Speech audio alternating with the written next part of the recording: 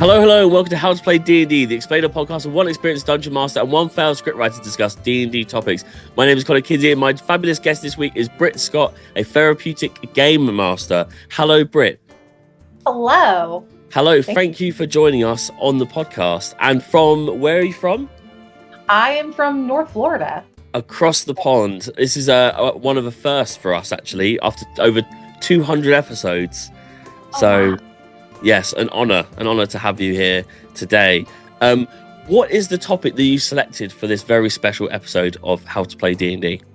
I was hoping we could talk about what therapy in D&D looked like. Let's get to it.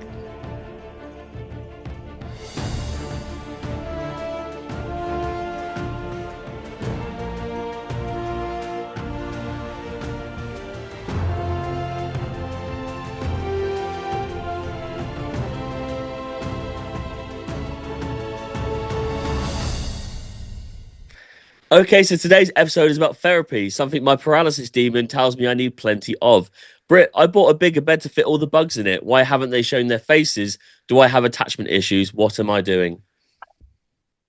Listen, I'm not actually the therapist, so I can't help you with all of that, but I can certainly try to give you a hand in working through stuff. Yes, please. I need anything at this point. I just need some kind of comfort. Okay, to the real questions then.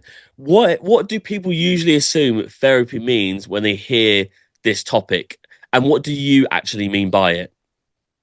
Well, I think when people hear me start to talk about like therapy in D&D, it is that automatic assumption of, oh, so you're just gonna fix people while they're playing a game, or they're not even really sure how those two would work together. The common therapy tools are role play in session with you and your therapist, and group therapy is incredibly common. There are all different kinds of group therapies that are out there, and so it seems like a very natural thing to pull those two things together and then actually use that in group settings, because what you're doing when you are running these games is you're using that back door to go in and actually help someone work through or practice a skill, or they don't realize that that's what they're working on. And so, so when I talk about doing therapy, I get to still run a game, but I'm crafting that game to help the players work on whatever it is they need to work on. It's definitely like a unique skill set to have, regardless of whether it feels like, well, you kind of already do that anyway, and then you're honing that in to ensure that it is, you are connecting with the right person for the right reason, rather than you've just thought of a session and you're running it and they happen to be there. I guess that what works and what really made me tick to be like, let's get on and do this episode together was everyone, and we talk about this all the time on the podcast for years, is you are kind of escaping reality, and that's kind of the fun of it, right? You've had a rough day at work and you go, oh, I really can't be bothered to play tonight. You get there and you go, oh my God, I'm just doing something different, which is lovely. So even on a basic level, it's kind of already just on the edge of what you want from it before you actually get into what you're doing, which is a way more specialist. It is. I mean, I thought about this as an idea about a year and a half into playing. I started playing in 2021, so I'm still very new to the hobby. And I realized after playing as my character Anya that, I am self-therapying with her. Like when I created her, I didn't really pay attention to. I poured a lot of me and my insecurities and the things that I worry about and fret about, or things from my past, into her. And through playing, I realized, I'm actually, hey, that line that I had about drinking, we can actually remove it. I've worked through whatever the issue was with that. So as I realized that, I've always had a love of working for kids or with kids.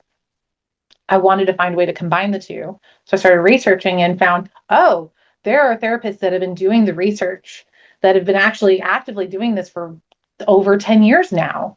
And so I wanted to get involved, and that's how I got to where I am now. It's a really special thing. I mean, I've recorded a couple of episodes today with different people, and something they were talking about with kind of improv versus prep.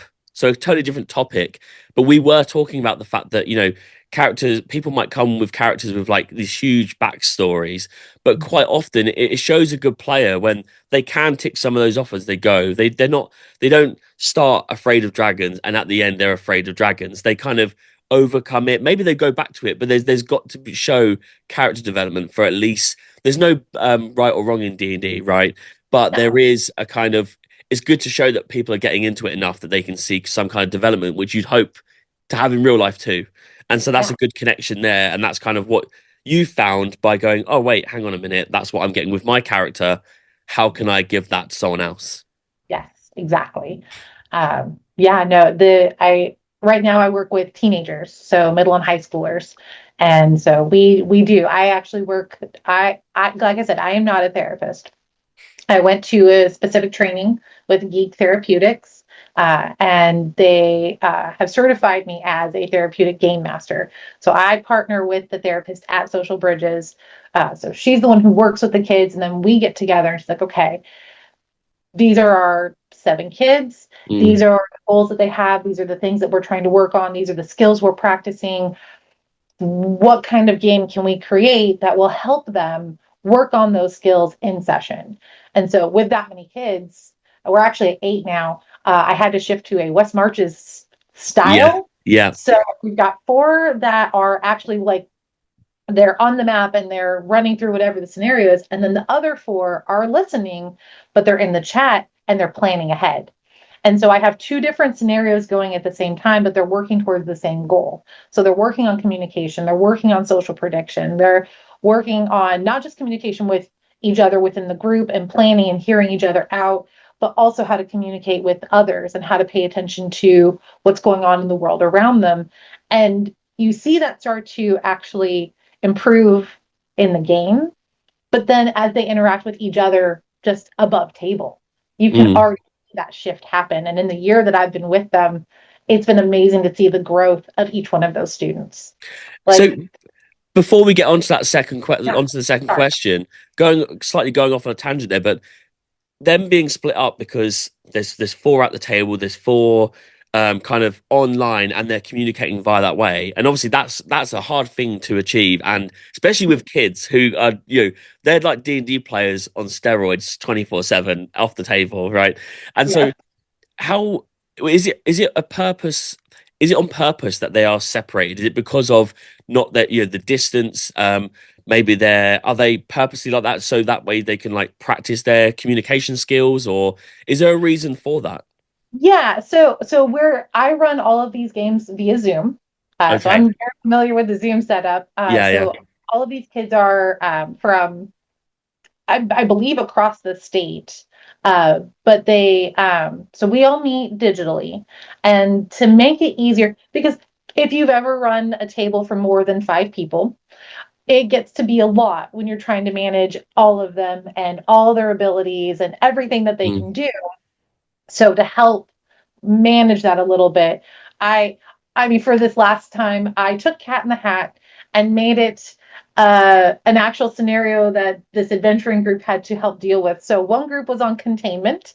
They had to help try to figure out how to contain the Fey creatures and deal with Mistopheles the cat.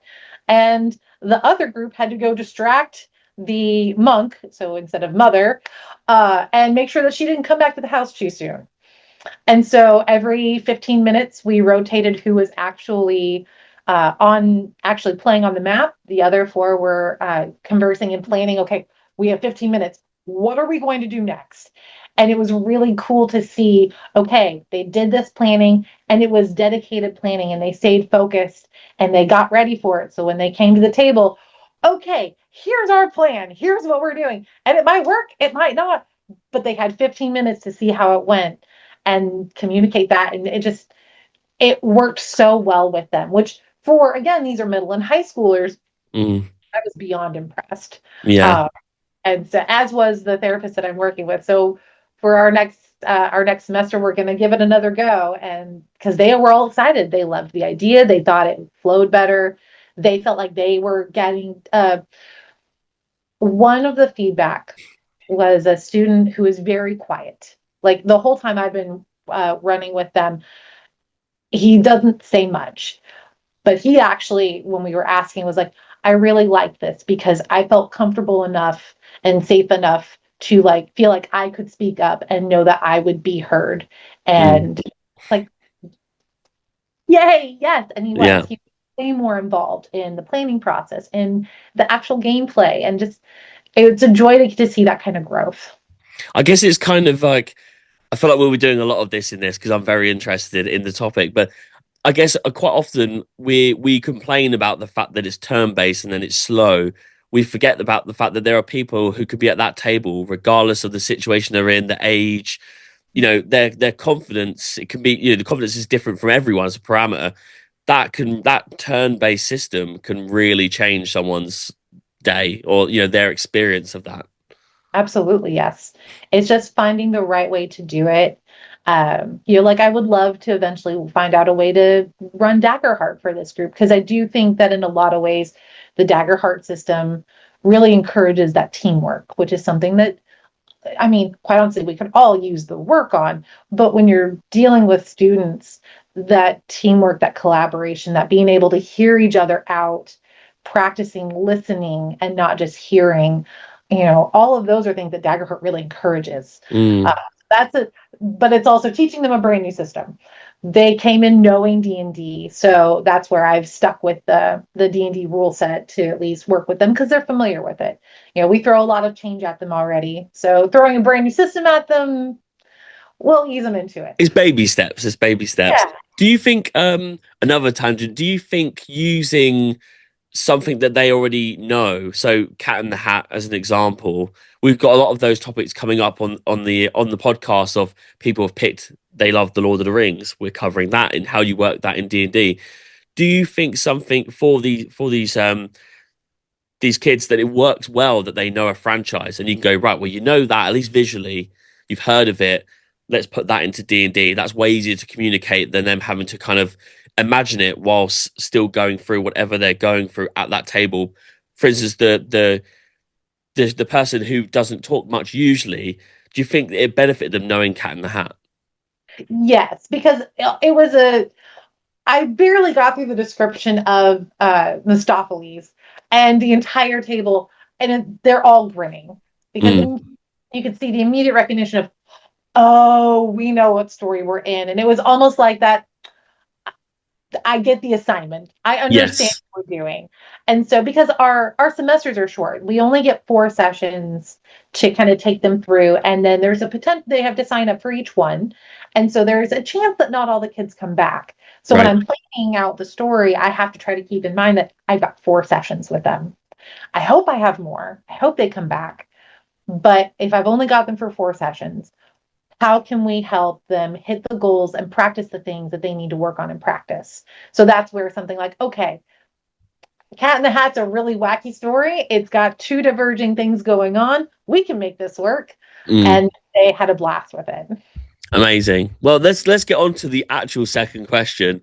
Okay. And clearly, you kind of answered it like subconsciously. Is how can D&D support emotional growth or social skills without being clinical therapy? So you don't want people, especially as young people, where you kind of feel like everything you do is kind of like reacted upon or judged, and that might not even be the case, but you do feel that going Yeah. through everything you're going through growing up. How does it work when they know that they're joining a session because of? So it's funny. I had someone else ask me this as well. Yes, they know that the session is, hey, I'm here because I am in a group. And so I've signed up for this group because of that. And are the therapists that I work with, there are reminders of the things that we're working on at the beginning of session. But as I'm running it, I run it like I run any other game. I have always run them as safe space games. So I have very specific lines and veils in place. And then with kids, I make sure that, we keep it PG-13 at the old, these are middle high schoolers. So we know there's going to be some language use. We know Mm, they're going to be teenagers. But I always take the approach of this has got to be a safe space for them. Because whether or not it's therapy, they need to feel comfortable here. They need to feel like they have an impact on what's going on here. And at that point, that's my job to make sure that that's happening. And then the therapist's job is much easier because she's able to come in and coach, hey, let's make a social prediction. You guys are trying to use fire. Is that a great idea? Or are they going to notice what's happening? And it's great because she knows the game well too. So she's able to interject in a way that doesn't feel like it's really pulling from it. So it doesn't Mm, really feel like you're in a therapy session. It's more like, hey, we just have one other adult who's trying to help. And oh, yeah, we should probably pay attention to townsfolk might get worried that we're mm. using fire. That's a good thing to pay attention to. Yeah, yeah. It's we work really well together, so it helps it feel less like therapy session and more like we're getting to just sit and play a game. It allows you to access that back door. We're not teaching it like you think about when you're in class. The teacher is teaching directly to you, typically. What we're doing is we're going to sit and play a game. We're going to absolutely work on these skills, practice these things. But because we're not teaching it at you, we're doing it while we're playing a game. You don't necessarily realize that you're practicing and learning and doing. Mm. And so teenagers are a lot more receptive to that than the head-on teaching that can happen sometimes. I'm with them. I mean, I literally started this podcast purely because, I actually newer to the game than yourself and just jumped in, done a mad amount of sessions as a DM very early on. But when I was looking for like to kind of understand the game more via a podcast, I'm not good at reading. Like I will re-scan the same thing 1,000 times. So I buy the books because I want to buy the books, but do I read them? Of course, not like every D&D player. But a podcast is great. I'll listen to that when I go to sleep. So and I will pick that. I'll absorb that. But I found everything in it. They were always like 4 hour episodes, and it was just someone wanting to hear their voice and talk about something they really know, but you didn't really learn anything because it still felt like you were being talked at. And so that Yeah. was I'm hoping it comes across that way, but that was kind of the point of this was like you will learn the topic's literally in the name and it's very quick. It hopefully is funny. So you kind of feel like you're kind of going over a bit of a roller coaster. You don't feel like you're just being talked at and you will absorb information. So I totally get that from the perspective you guys are going into these classes with and hoping people learn from it quickly. I think that would definitely work for me. I mean, it's how when I was going through the training and they were explaining that's really the benefit of using tabletop in therapy is you're accessing that back door. I'm like, oh yeah, that's probably why it worked so well with me when I was just a Yeah, player. I get it. That makes sense. 100%. It doesn't feel like your attention is put everywhere at once, even though there's a lot going on, but it also doesn't feel like you have to focus on one thing. Do you know what I mean? So it's Yeah, not it actually is a weird middle ground. I can't really explain it, but it does really work. it does. So well, let's kind of backtrack a little bit. What does it Sure. mean to be therapeutically trained? As a therapeutically trained GM. So how is that different from being a therapist? Oh, so, well, one, I have not done any of the schooling that actual therapists have gone and done. They have done the work. They are definitely able to. I cannot diagnose you. I cannot treat. Delete, Uh, canceling this episode now. If I was getting a free diagnosis, I'm out. So um, so being therapeutically trained, it was actually a real joy to go through the training because all of my classmates were therapists or psychologists or already people who were in that realm. I was coming at it as I already run the game, and I like the idea of running safe space. How can I do that better? And so uh it was really just adding to my toolbox of, hey, here's how a session zero can be different to make sure you're really honoring and protecting your players. Here's how you can use lines and veils differently. Make sure you have a way for people if they are uncomfortable, like just going through all those different safety tools and how to use that. And then making sure when you're planning a session, how are you doing that? Are you being intentional about it? So it was great for me as a game master to be able to say, okay, yes, if I want to go run a community-based game, like say I want to go run in a library, I feel very confident in being able to make sure that I'm running a safe space game that people can come to. Even if it's not therapy, it's still a way for people to come to it, feel safe, feel included, feel seen, and feel like they have a say in what's going on. I feel that's incredibly important, especially right Mm. now. Just kids struggle with that. I mean, adults struggle with that. Yeah, massively. But like kids need to know they have that space, to know they have the ability to have an impact on what's going on around them. And so even if I'm not in a therapy space, that's what it means to be therapeutically trained is I can still come at it with that. Here's how I would run that game. Even if I can't treat you or diagnose you, I can still provide a good, safe game for you. It's funny because like you talking about that, you do feel like as soon as you're sitting down as the DM, you're quite often you're hosting it in some way, you're organizing the time, you're organizing what will happen. That involves what people will emotionally get connected to, what they might not want to talk about, not facing certain fears. Maybe they don't like spiders, you don't put spiders in as an example. All those things you are actually sitting there and kind of hosting people, and I'll say hosting as a looser term because there's no training involved in that, but you are kind of having to like parent people regardless of age or Oh, background, but and people just trust you with it, so it really does take someone to kind of be on the ball, and be conscious of the fact of like the kind of power you have from the regardless of what's being done at the table, right? 100% yes. It's I have been very blessed in my time as a player that I have never had a DM that I felt like I've read stories or I've seen things online where like, oh yeah, DM's on a power trip, Mm, or I don't feel like they're listening to me. That's not how my character would respond to something or do. It's like as I was seeing all of that very early on, it was a commitment I made to myself that if I ever run a game, and then as I started running games, I want to make sure that I'm listening to the players, that I'm taking to heart what it is that their goals are with their characters, and that the arc that they're going on matches what they were hoping for, and then help them achieve that. It's something we remind the kids of. I am not their adversary. I am not here to try to beat them down. I want to work with you. It is my goal to help. We are telling this story together. So I'm here to help support you, not tear you down.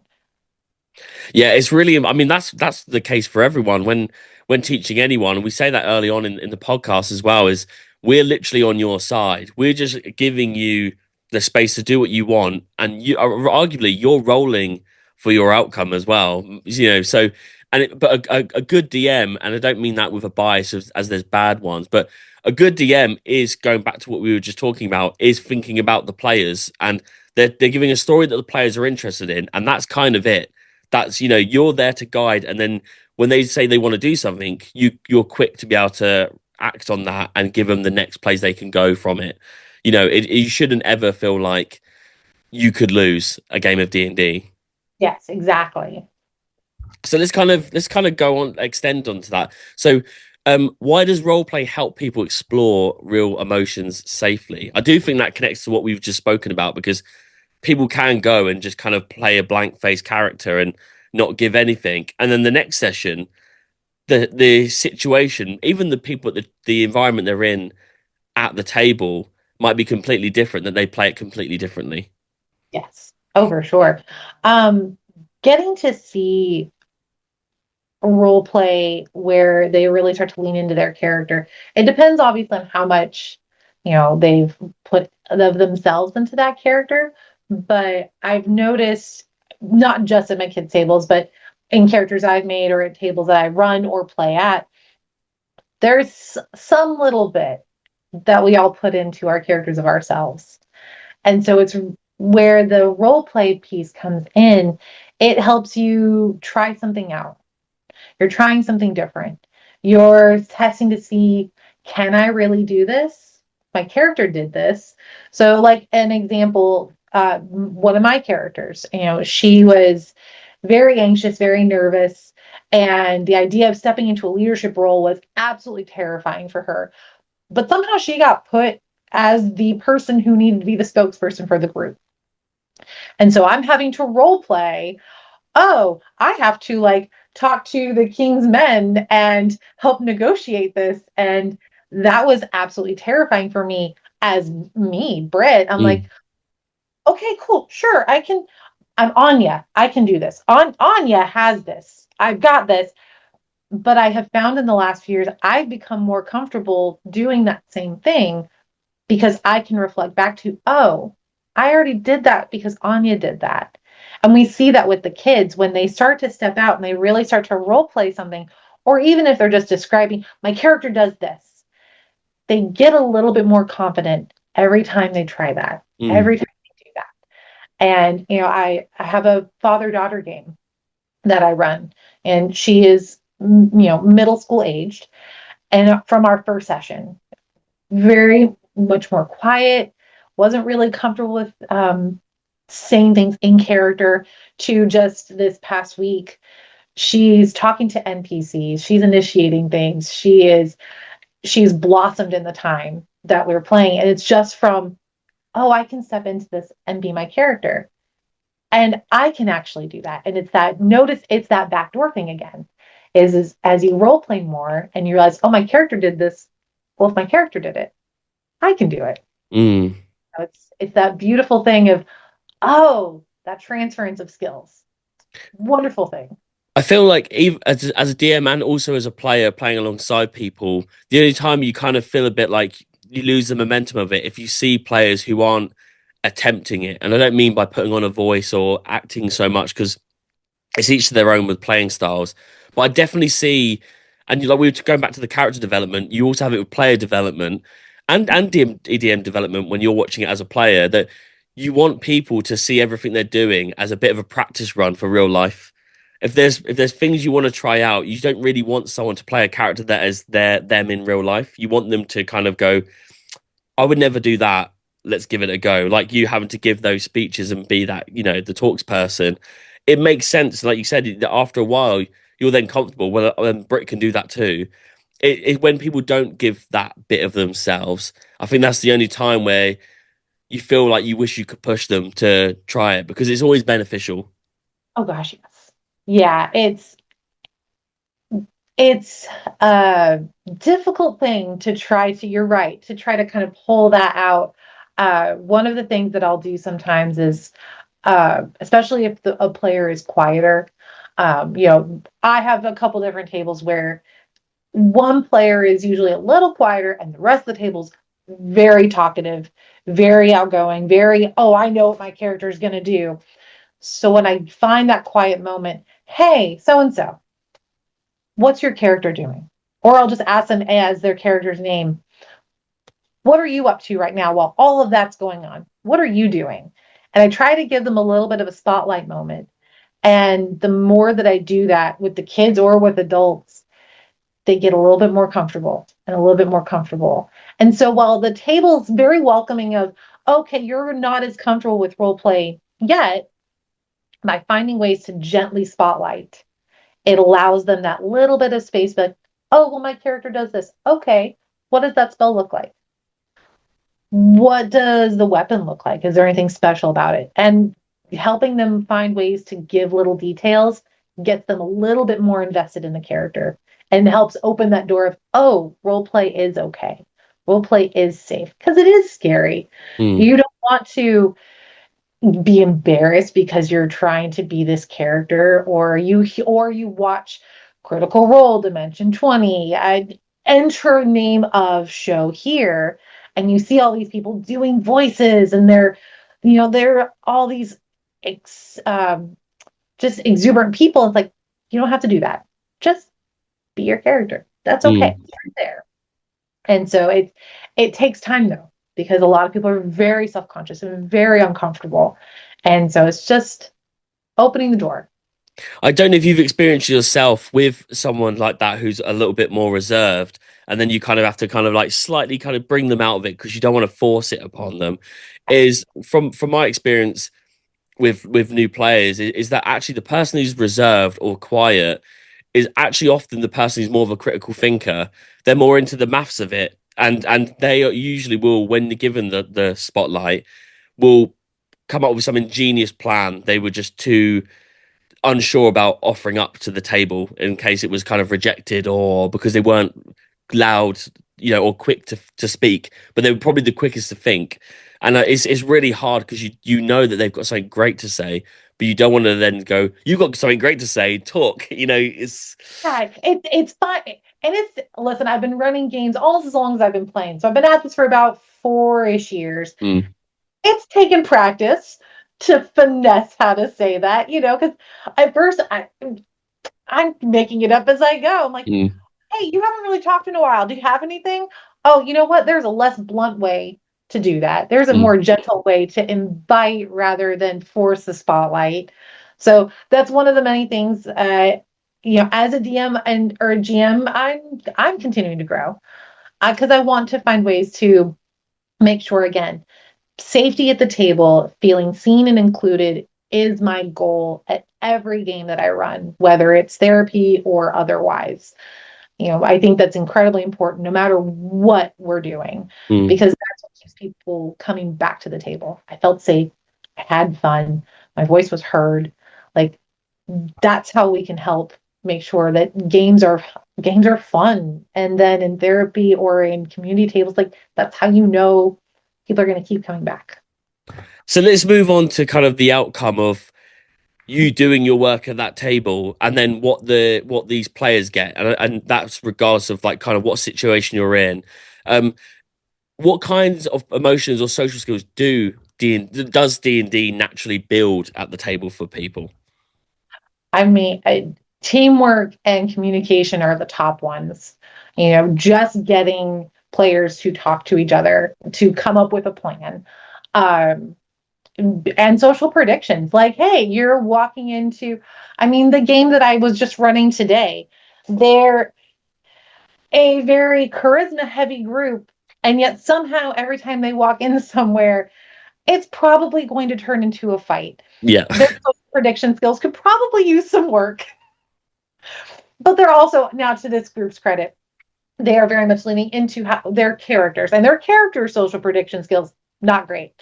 But like when we're working with the kids, like that's definitely something. Hey, so you're out in the middle of this town square and you're talking about drawing your sword. Is that a good idea? So, just teaching awareness of a situation. That's a perfect thing. You're, in my case, hey, you have to try to talk to the Kingsmen and persuade them. Like just building confidence in speaking and in being comfortable putting yourself out there. But then you get all of the more emotional stuff. You get hey, I'm going to experience anger, frustration. I might be sad. My character might die. How do I process that? How do I deal with that? And those are all different things that, yeah, playing at the table, your character has to process it, but then you also have to process it to a degree. And so again, it's that transference of how do I do that? What does that look like? And so I think tabletop's a perfect way to help bridge those together. I can't put the opinion across enough, really, that, and we say this quite often, is like actually experiencing something and being emotionally driven when playing. That is the winning in D&D. Like when you my favorite thing in playing is when a character dies. Whether I'm the DM, it's my character, it's the player I'm playing alongside, because you are connected, whether it's yours or not.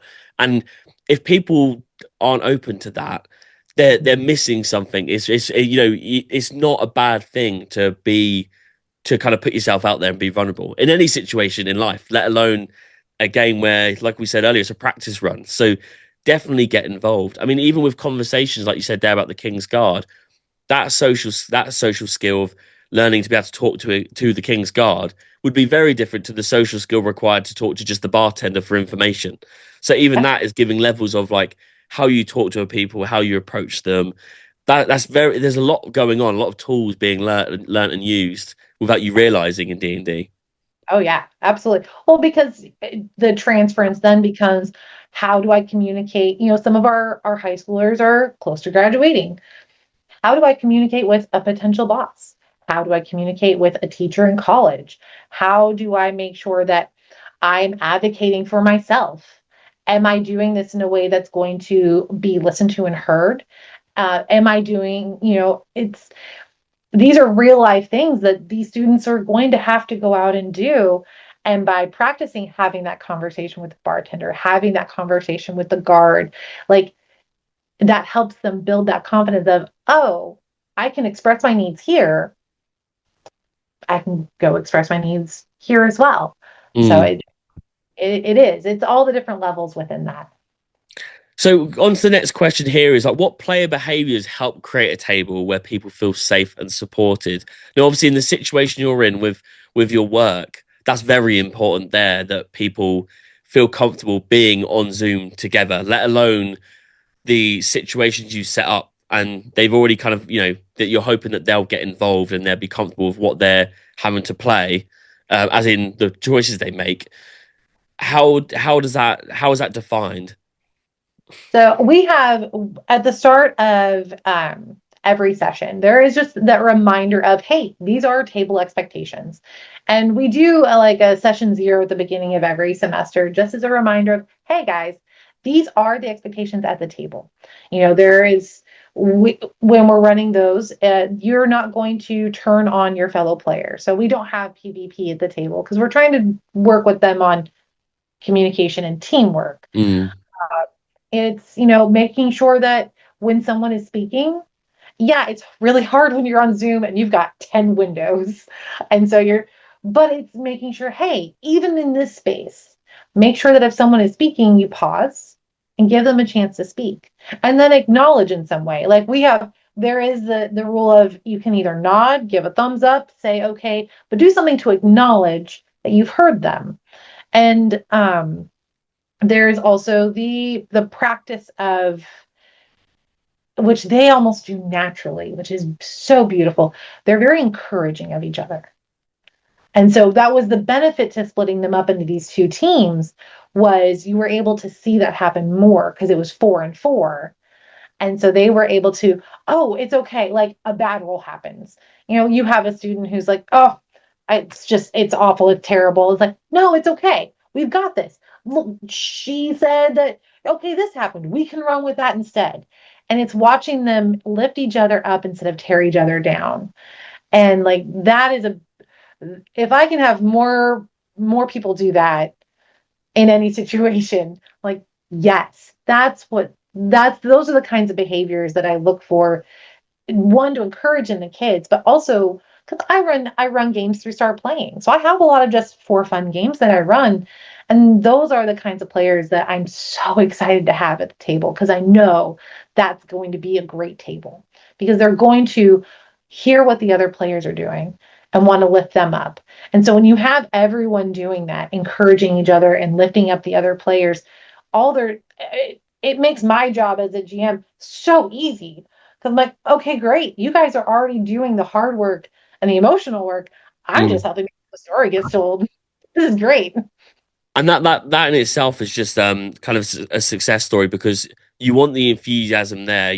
That means they're into it, but also you look forward to going to it. I mean, I can't say enough how everyone has burnout with regardless of the fact it's a game and you have fun with it. If you do something consistently, it feels like work at some point. And so it's good that when you could have a tough day, get there, not really be up for it, and then people are like that. You can't not have a smile on your face if everyone's there encouraging each other with the enthusiasm. Oh yeah, 100%.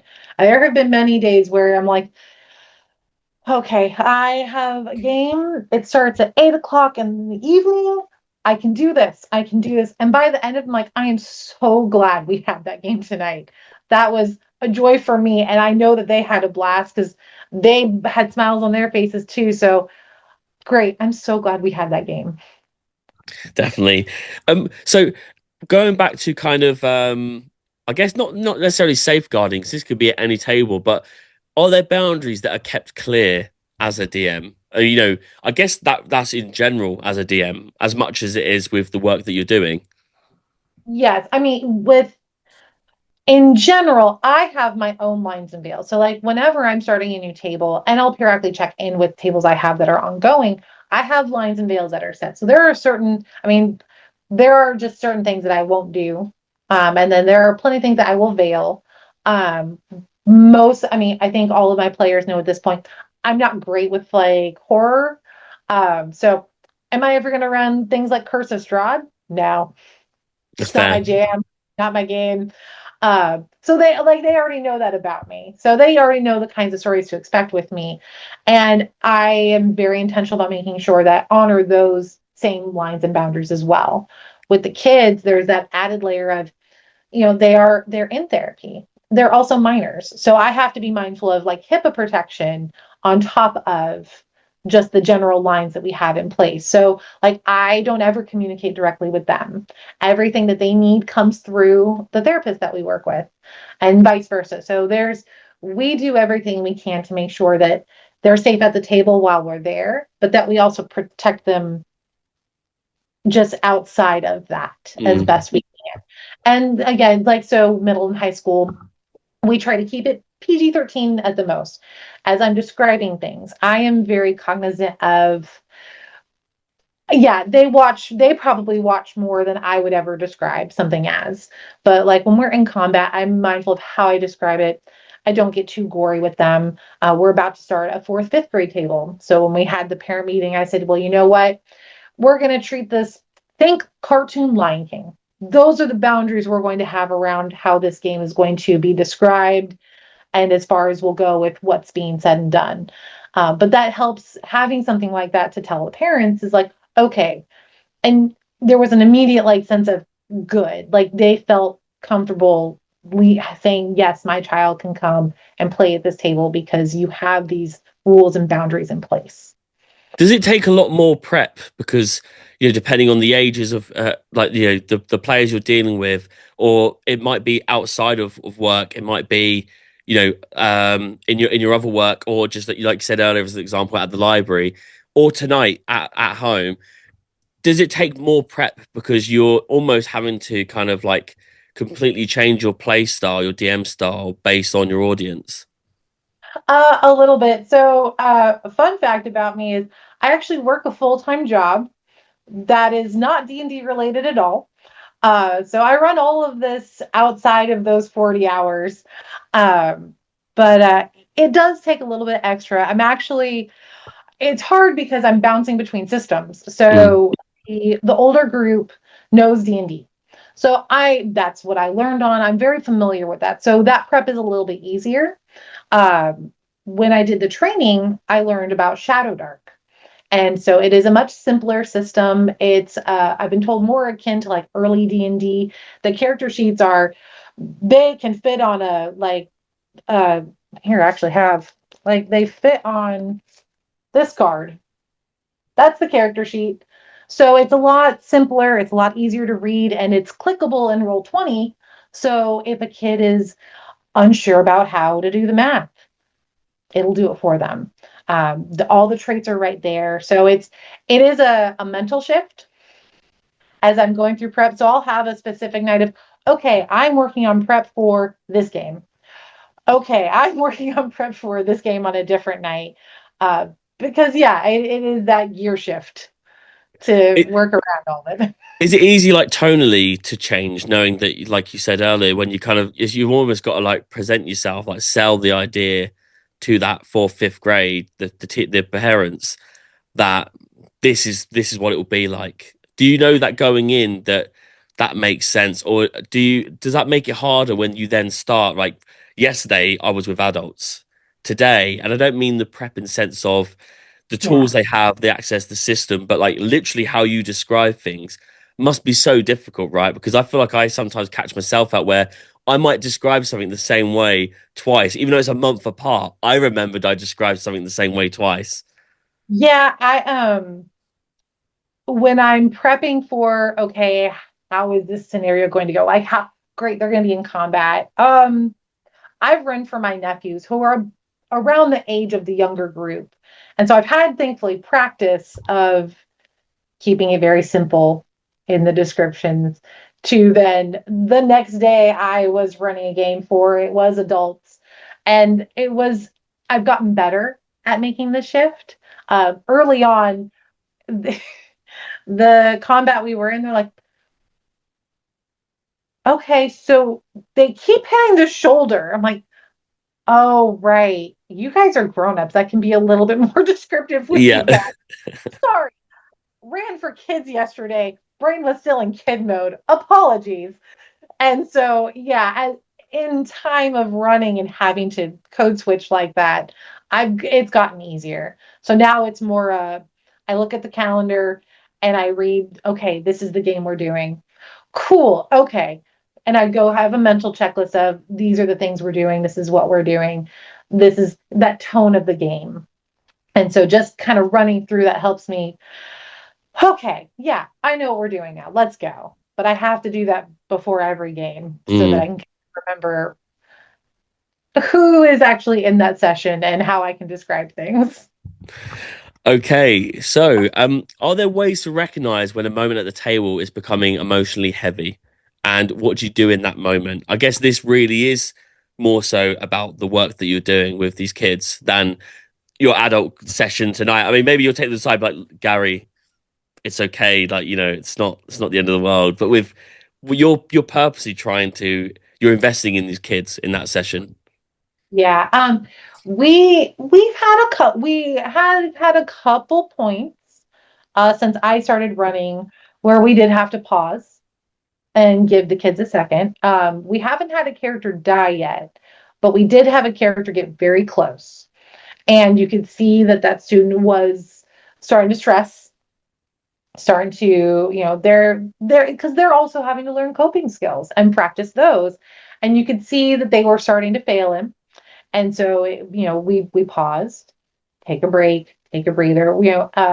The therapist I work with, she is a wonderful, wonderful woman, and we work very well together. And so, one of us will notice pretty quickly, hey, we're going to need to pause. So there have been times where I've messaged her, I'm initiating the pause.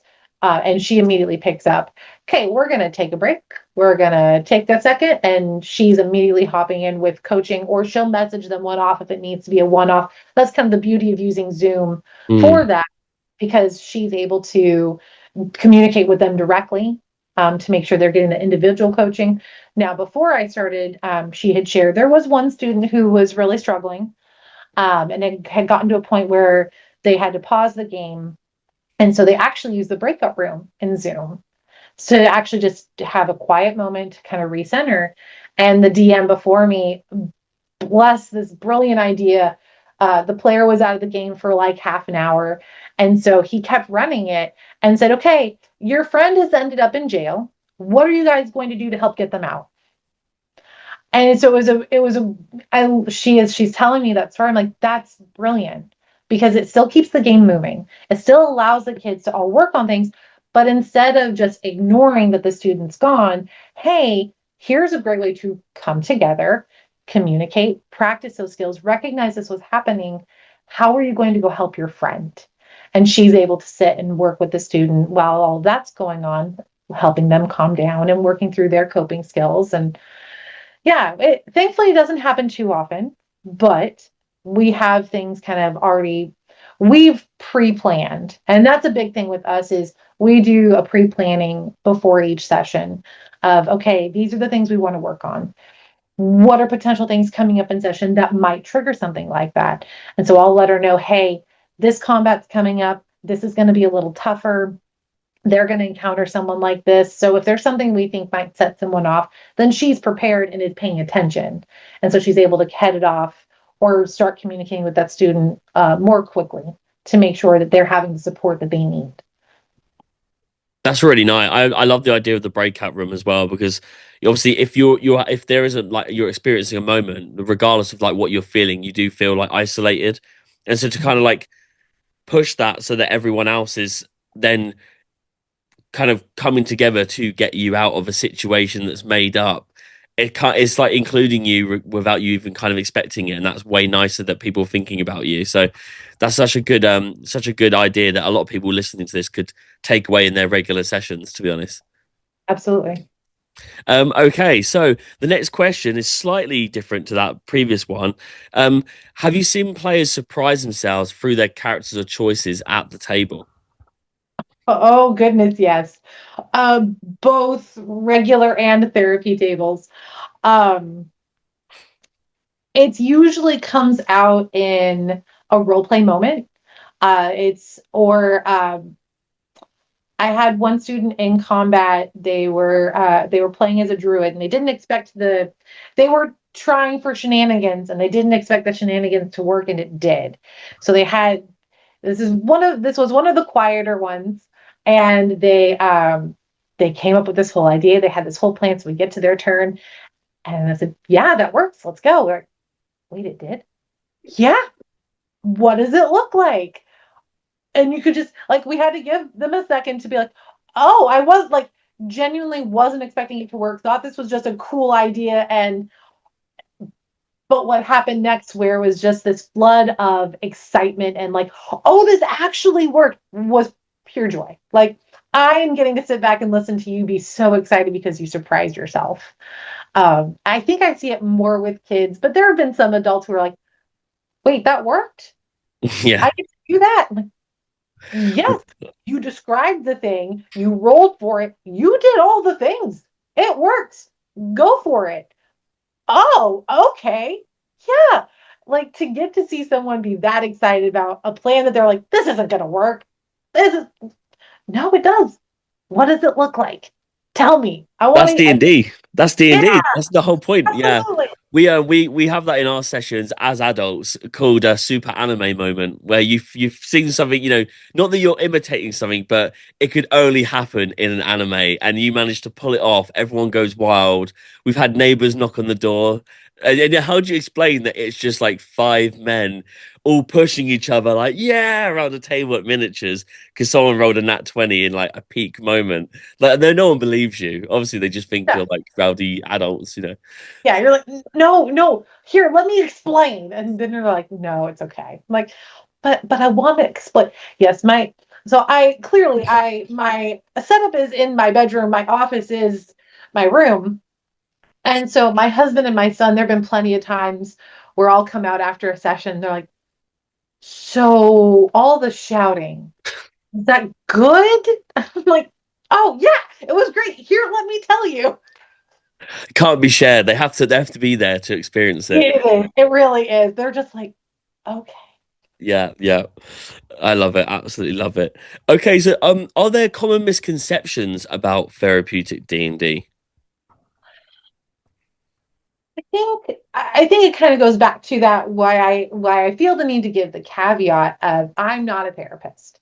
It really does need to be done with intention. And I've had a lot of questions of, well, is it evidence based? Absolutely it is. But it does need to be done in the right way. And so I think the misconception it might come through where like if you see, oh, you're a therapeutic GM, great. Can you diagnose me? Or can you no, no, no. Please, if you need therapy, and I'm saying this to everybody, one, everyone should be in therapy. I firmly believe everyone needs to go to therapy. Everyone's got something. Go talk to your therapist. Now, your therapist might run groups or recommend groups. And I think that's really important. But the misconception is, I think, more around I just run the games. I will happily work with the therapist. But I'm just a regular person who's super flawed and also needs therapy and is doing the best that I can. So let's turn that on its head then. Before you kind of had that moment with your character and you were like, hang on, I'm actually experiencing something here. There's growth there. How can I get involved? Like, offering that up to other people. If you'd heard of the idea of even like a podcast episode, therapy and D&D, would you kind of had a misconception of that? Would you have thought, why are they linked? Or No, that's a good question. I think because it was so early into my playing that I was still getting to know the game, that yeah, I think I would have just been really confused on, well, but D&D, like, isn't that the thing that caused satanic panic back in the 80s? Like, how is that thing used for therapy? And yeah, I think at least I would have been like, well, let me listen because I'm curious and I want to hear more. I've got a theory that the Satanic Panic was people actually just kind of saying what they think, but through their character, and people didn't want to hear it. And then they were like, "It's got to be this. Get rid of this." They didn't want people to be saying that. You might be right. Yeah, I think I 100% believe that. The amount of times someone said something in character, but it didn't really make sense to their character, and you sit there going, "That's definitely them in real life. That's definitely their moment." They're just Oh, is that player coming through? yeah, yeah, yeah, 100%. Oh, So how do you know when something belongs at the table and when it's time to loop in a professional support outside the game? Bit of a tougher one. yeah, I haven't really encountered it yet, but it is something that I've reflected on, especially after going through the training, because I don't ever want to overstep. And it can be very easy to, hey, I see that your character, their go-to thing after a really hard battle is you describe them as drinking through the night and drinking through the night and drinking through the night. And I just want to make sure that you're doing okay. Like it can be easy to make that assumption of your character does this. Does that mean you are? And so I think that can be it's a weird space for GMs to be like, hey, my friends are writing these backstories and they're pouring their hearts into them. And I'll be honest, most GMs accidentally probably provide therapy for their friends most of the time. As long as you're not doing it and saying, I'm providing therapy, cool. If you are genuinely noticing a pattern, and this is, I guess, the approach that I've decided I will take should it come up. If I'm noticing something, it's not something I'm going to call out at the table. I will definitely communicate one on one. Hey, how are you doing? Are you doing okay? Like if I've got someone who's normally very outspoken or is normally more involved and they're having a quieter day, I will absolutely do the check in. After session, I'll message them one off. Hey, I noticed you were a little quieter today. I just want to check in. Maybe they mentioned they were having a rough week, or maybe then I find out, hey, I lost my job. Hey, I just had a breakup. Hey, my kids are really struggling right now. Like, and suddenly you start to hear the life stuff that's happening. I will be an ear and I will listen. And if I get to a point where I feel like, oh, I'm listening too much, hey, do you have someone you can talk to? And I'll try to be gentle about it. Like I said, I haven't actually had to cross that bridge, so I don't have the right words yet. And I Mm. know it's a struggle when I actually get there, but I do really think it's important to do the check-ins after. If you notice a player seems off or different, that is something I already do. Is I just try to check in. And even just in general, like, hey, this was a really fun session. How are you doing? We haven't really talked in a while. Just I try to make sure I have that kind of communication. This is more obviously with my regular tables, not with my therapy group. Their therapist. Like I said, I have no communication with them outside the game. But like with my players at a table, it's really about making sure they're seen and they're heard. And if they seem like they're struggling, encouraging them to go talk to someone. Most of my players, I was late to the getting into therapy. So when I shared with a few of my players, hey, I'm finally seeing a therapist, I'm like, good, it's about time. Like, yeah, thanks. Love you Thanks guys for that. too.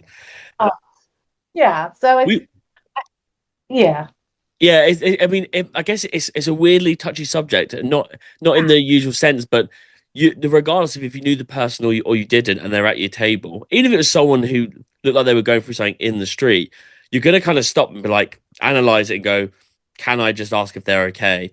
When that's it, that's what you would do as a nice person. When it feels like you're then the leaning post, is very different because I don't think even a therapist, someone trained, can just give you an answer there and then. That's the whole point of it taking time and you giving a bit of yourself for them to know how to help you, right? And but absolutely. often, everything's always like, especially in our kind of modern world, is like everything needs a quick fix. And so that's why it becomes quite easy to go, oh, you're linked to this. Well, you must have the answer. And you don't ever want that. And you also don't want to break that bond of you could just have a conversation like us two now and it not Yeah. feel like there's pressure behind it. Yes. Exactly. Okay, well, very very mature of us. Very mature of us. Definitely Yeah. mature of me. Mature, most mature episode I've ever done. Okay, so second to last question here for DMs listening at home. What's one small shift they can make that supports emotional safety without changing how they run their game? So, big question. It is. And I, and again, I've been very lucky with the GMs that I have played under, where there's already a decent amount of care in recognizing lines and veils. And I think that I feel like that's more important than is maybe necessarily given credit for community wide. I know it's growing, but really having the lines and veils in place that gives you, the DM, the ability to say, okay, I already know where my players stand. So I'm able to support them in, okay, this is something that they struggle with. This is something that they absolutely don't want to see. And by truly taking those and sticking to them, you're creating a table that you know is going to be safe and welcoming for your players. And then do that check in. Do the check in where, hey, is this still a line or veil? It's a small thing, but it will mean the world to your players when something comes up in a module and you've paid attention and you've adjusted it. Or if you're doing homebrew. That means you create what it is. So you can create around what your players have said, make them uncomfortable, and make sure that that is a great, safe place for them. It's very circumstantial, isn't it? I mean, my first ever session I ran as a DM was in person. I invited people I'd played kind of beginner sessions with in different groups, so none of them really knew each other. I had one person who could just DM all day long as a support if I needed it. And then a girl turned up, and I even to this day could not tell you what she was going through. She turned up, she laid on the table and just laid there like this, did not communicate, and she was there for 3 hours, and that was my first ever time. Everyone was looking at me like we were talking about that situation of like you almost go and you just become the parent or kind of the paternal kind of, you're now in charge all of a sudden with this power. And I did just check in, see what she wanted to do. She didn't respond. She had like a drink, there was food there at the table, anything she, and bear in mind we're in a public space in a local store. It was just a case of the session goes on. You encourage her to be in it, but you ask her at her turn what she needs, and at the end you take her to the side and you ask if everything's okay. And she was absolutely fine, but clearly in that moment she just needed to sit there away from whatever situation she was in for 3 hours and just hear people doing something and then be on her way. And that was it. And another situation is that where we talk about this a lot on the podcast. We've just done 5 episodes called like Beyond the Table about Yeah, self-care. yes. Exactly. And we really, me and Marshy, the recurring host of that, friend of the show, it was really important to us to get across that like if there's like a week coming up where you're going to play, but everyone through like the group chat that they just had a hard week, you're not playing D&D that week. We're just going to go get food, or we're going to go to my house. We'll play some games. We'll watch a movie. We'll get, we'll order food. That is just as important for D&D as it is playing the D&D and allowing someone a coping mechanism. So it's so situational. Yes, 100%. There have been a couple times where we were going to have a couple players out, and I just messaged the group like, hey, listen, I will happily run a ridiculous nonsense thing if people need that. I'll just be on in case y'all just want to hang out. Unfortunately, my games are all digital, so they're all online, but I still try to create that safe space of if you guys just want to hang, like if that's what we have to do this week, that's okay. Let's do that instead. And we've had a couple times where that was the case, and honestly, those were just as good as Mm. having a set because It it was really just is. yeah, it's just what Yeah. was needed that time. I think that I've more so than for D&D itself, it is literally just bringing people together. Quite often would have never met. I mean, most of my situations before I've met the group that I know now and play consistently with, I didn't know anyone in any group I joined. And there was such different people that I would never have met, age group, their jobs, their backgrounds, where they're from, where they live. And so it was like, that was instantly something that like I really connected with, that I could just turn up and meet these people. So just being there together, whether it's online or at a table, that's the most important bit. Not the playing, is actually just getting together. I think people forget that. Well, it's like, like again, because everything I do is online, I've become very good friends with folks that you're right. Like I have a whole table that's almost all Canadian. Would never have had an opportunity to meet in these people, and I'm going to go visit them again this coming summer. The game that I was running today, there we have a chat in Discord where everyone can kind of check in, and we had a player who was struggling because of things that had happened in the last week, and the care just in the communication leading up to the game for that player, and then even as we're starting session and giving them space to, hey, we're really sorry, that really sucks, we're here, to just see them come around, like it's community. And I Mm. think that's the beautiful thing about D&D is it helps create community. Yeah, massively. I mean, that's what we're all doing, right? That's how we've connected here. So it does work. I think people, it's hard to, when you're in a situation, to remember that. I think that break from example is incredible, that you've kind of, someone's turned it into literal RP to kind of make sure someone feels included in a different way, rather than just going, "Are you okay?" Which is often not what you want to hear and answer when you're not feeling okay. Yeah. No, Okay. it's The last question then: if someone has never thought of D&D as a tool for emotional growth, what do you hope they walk away understanding after this episode? This is a big one. I mean, I've said they're a big one to each question, but this is kind of like the outro question. it's everyone comes to their understanding of what tabletop and D&D is differently. I've met a lot of people who I go to church. I'm very active in my church. And when I first started sharing that I was playing D&D and that I was going to start doing it in a therapy setting, they're like, really? Well, how does that work? And so when I started explaining it is that emotional growth that happens, that each of us end up finding at the table and these students are finding, I really hope that folks listening just come to understand that tabletop really is an opportunity. It's that community building where you come together and you work through this story together. That's how you're going to grow emotionally. You don't get to grow, no growth can happen if it's just you in this little box.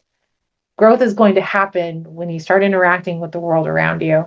And so by getting to hop at a table and to tell stories together and just be in community with each other, that's where emotional growth is going to happen naturally. And so then to find ways to focus it is even better. Definitely. There's this like kind of meta analogy that I always kind of think about, is like, you can write as much of a backstory as you want, but a lot of what your character is, I guess, even from like session one, is actually what the people around you make you. Like in real life, kids learn from what they see, what they experience. And it's the same as what you as a person learns through playing that character, that grows from the people around you. You're growing from the players around you and that community you build. So yeah, well, a very nice way to end the episode, which is very different for me, but I'm about to ruin it with my outro question, so I apologize, Britt, in advance. Okay, so today's adventure is sadly coming to a close. We're back in next week with a topic: how old do you have to be to drink alcohol on Uranus? There we go. I've lowered the tone. There we go. And Oh, as always, way to do it. yeah, I've got to do it. It's what I'm professionally paid for, i.e., not paid for. And as always, thank you for tuning in. And if you'd like to join in on the D&D action, then please follow us on Instagram at HowToPlayD&D, or check out the link in our bio to join our Discord server. And also check out Black Mark Clo on Instagram for cool D&D clothing. Britt, where can we find you and what do you do? As a summary. Well, if you are ever wanting to learn how to play D&D or are looking for games, I'm on Startplaying.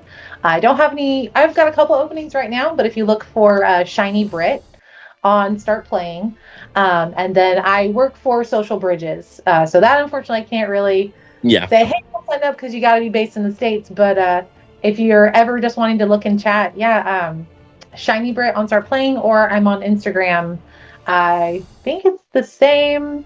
I'll send it to you for a link because I don't remember my Instagram at the That's, moment. do you know what? No, I never remember. I never remember what I write, and I have to then read it every time. So, yeah, absolutely fine. People can find everything about you in our show notes as always, and obviously we'll tag you and collaborate with you on socials so people can get the message out there because I think it's a really good episode, really important episode. So, thank you very much for your time. I've been Connor Kinsey. I'm Britt Scott. Good day.